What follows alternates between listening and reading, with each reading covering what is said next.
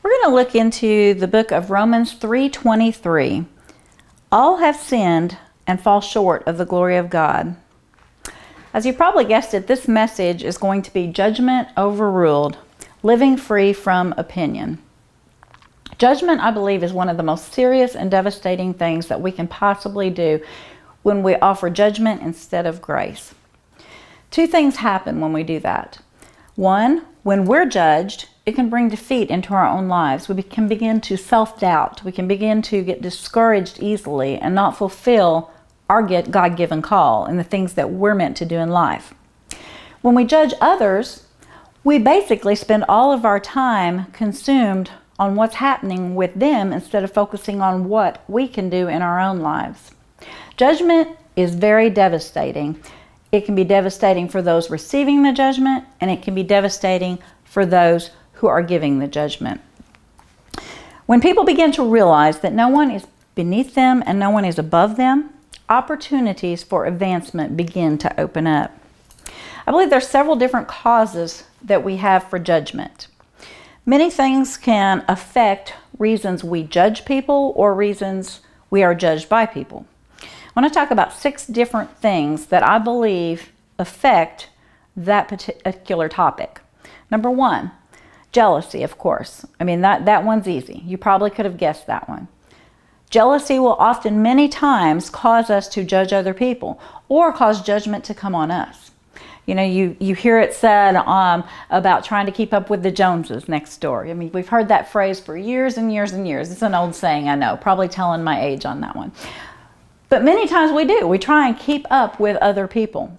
So jealousy can come in, and then we begin to judge and watch everything they do and criticize those things. So we pass judgment because of jealousy, or we receive judgment because someone might be jealous of us. Number 2, unforgiveness. Unforgiveness for the past. Unforgiveness is a very serious thing. It keeps you caught in your past and never moving towards your future. Unforgiveness can cause you to judge other people. It can cause you to constantly being consumed again with what they're doing. Unforgiveness towards us can also be judgment that will come against us. Number 3, intimidation. Afraid you will surpass them.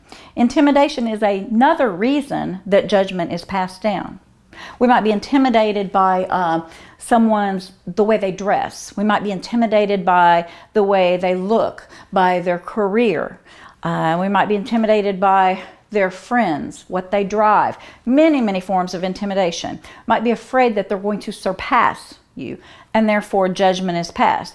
When it's really not them that we're upset with, but it's the fact that we're not where we want to be in life. So we're intimidated. So judgment falls. Number 4, pride. Pride can be another reason that judgment is passed down. A threatened image. You know, I have this standing. I'm with this group of friends. I am in this particular club. You know, I'm at this particular place in life. So we judge those who might come in. We see this in the churches, and this is a sad thing to say, but this is very, very true. Many times we judge those who come into the churches that are not like us. Maybe they don't dress like us. Maybe they don't live in the same neighborhood as us. I believe in many instances the church can be a number 1 problem with judgment. I believe that many times that they are the judge. They put themselves in a position of judging, and it can damage those who are trying to come in and better their lives. Judgment can be a very devastating force. Another reason we might see judgment is insecurity. Some failures that you might see in yourself. It's an insecurity that you personally might have. So therefore, you judge someone else and you talk about the failure in them to take the spotlight off of you. Or someone does that to you. How does that make you feel?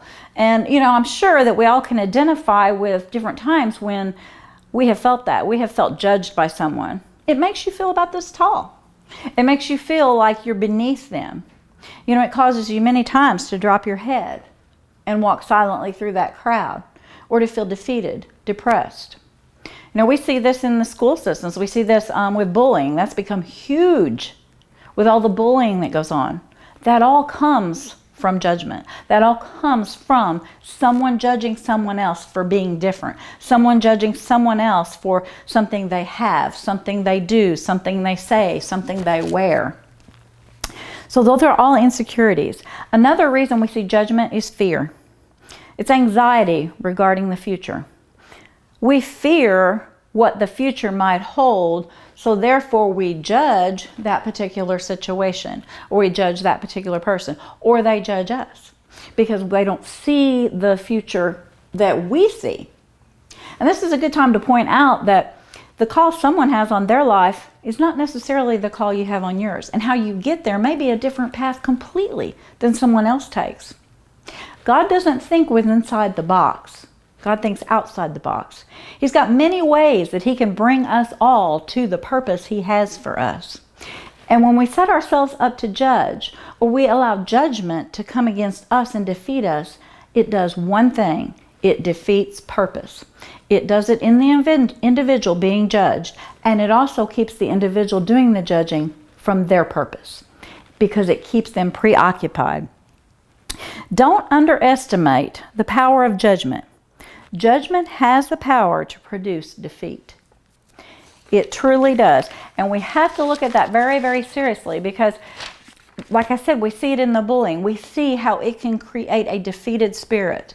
In the simplest things that we might judge, well, I would have done this in this situation, or they should have done this. Simple things, many times that we mean no harm by, can be the very thing that makes someone else feel defeated, because you don't know what they're thinking. You don't know what's going on in their life. They're different than you. We have to be very careful that we don't do that to someone else, and that we don't allow that to affect us. So I want to speak to you right now. If you're being judged, if you're going through that situation in your life, I want you to know that the place God has for you, you will arrive at if you stay focused on him and not focused on what everyone else is saying. Free yourself from the opinion of others and worry about the opinion of God. Worry about what he wants to do with you and through you. The pen of perfection is often used to mark someone's life using their own rule book for what deserves an A and what doesn't pass the grade or make the grade. We use that pen of perfection many times on the lives of other people to determine if they cut it or they don't cut it. So I want to talk about two heroes, or were they? Let's look at two people in the Bible. First, let's look at David. David was two things: a man after God's own heart and mighty warrior, or an adulterer, murderer. Was he not both? But when we hear these Bible stories and we talk about them, these are our heroes. David was a hero. He slayed Goliath. That's what we talk about. We talk about all the mighty things he did. He was a man after God's own heart. He was a mighty warrior. What does God say about David? I'm going to read to you what God says about David in Acts 13:22. If you can flip there real quickly to Acts 13:22. This is what God had to say about David.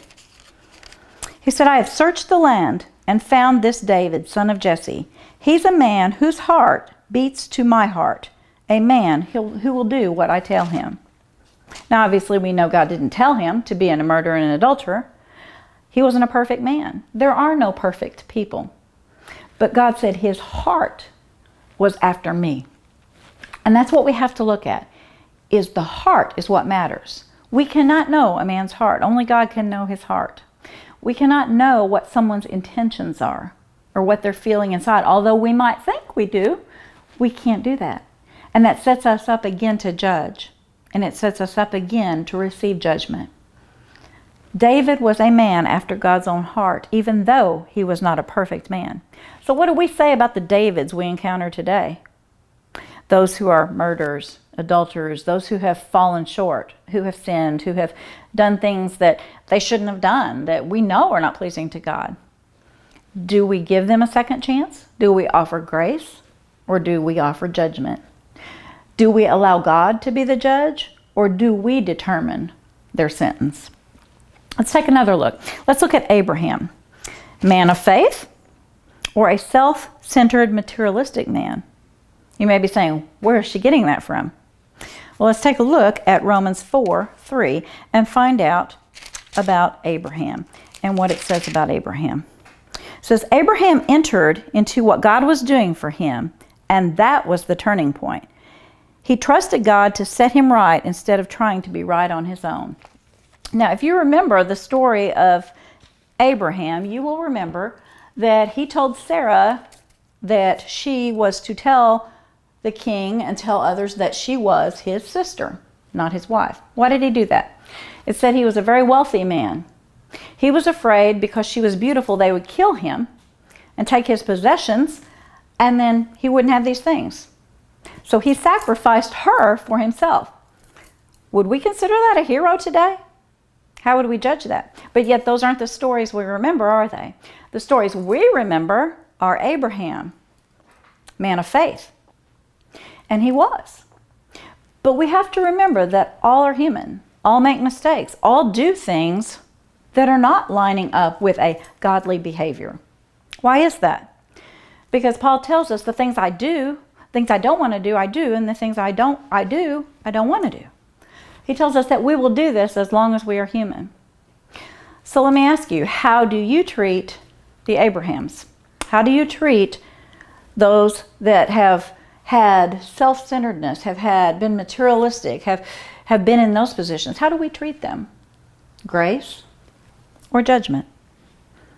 Well, we know what God already says about that. He said it was a turning point.